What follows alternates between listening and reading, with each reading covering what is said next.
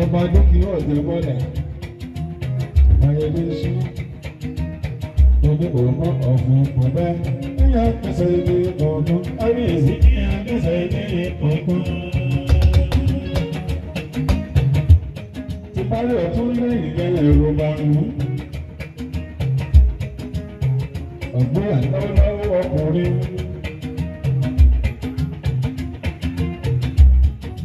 Ọlọ́pàá ò bá sí nílé, ìrẹsẹ̀ ń bá ènìyàn bóra búra hàn nílé ọmọ.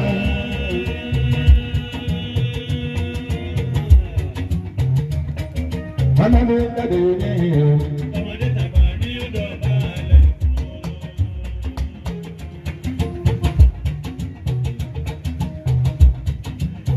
Ọba ti dé, ọba ní ìwé nílẹ̀, ẹgbẹ́ kìí rí náà rèé. Àtẹlẹ́gùn àtẹlẹ́sẹ̀kẹ̀ àkọ́pà àtẹlẹ́gùn ẹ̀fọ́ mi ṣe máa fọ́ bá.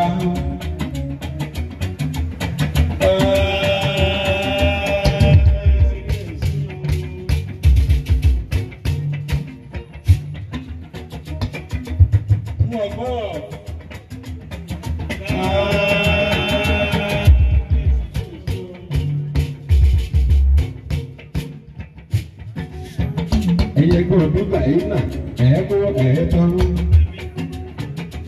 Ọgbọ́n lọ, ọgbọ́n ẹ̀ẹ́dẹ̀ ìgbọ́ fún ọ. Abẹ́yẹ sí àgbà ọgbọ́n fún ọ. Ọba ẹ̀dẹ̀ ṣì pa ọgbọ́n ẹ̀ẹ́dẹ̀ ìgbọ́ fún ọ. Ẹ̀dẹ̀ kì í mú ẹ̀ẹ́ balẹ̀ pa ọgbọ́n ẹ̀ẹ́dẹ̀ fún ọ.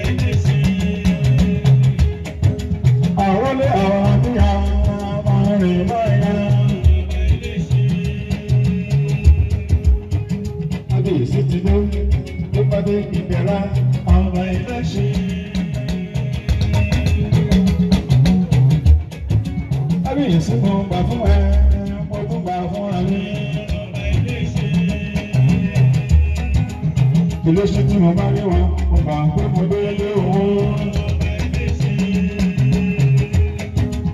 Adékèwé ọ̀tẹ̀ fọlẹ̀, báwo tí mo fẹ́ wí ọba ilé-iṣẹ́. Ẹ bọ̀wọ̀ sí ẹ̀rù báwọn ọlọ́dẹ ṣe. Ẹni ká ló pín tí ó ní gédéńgbé.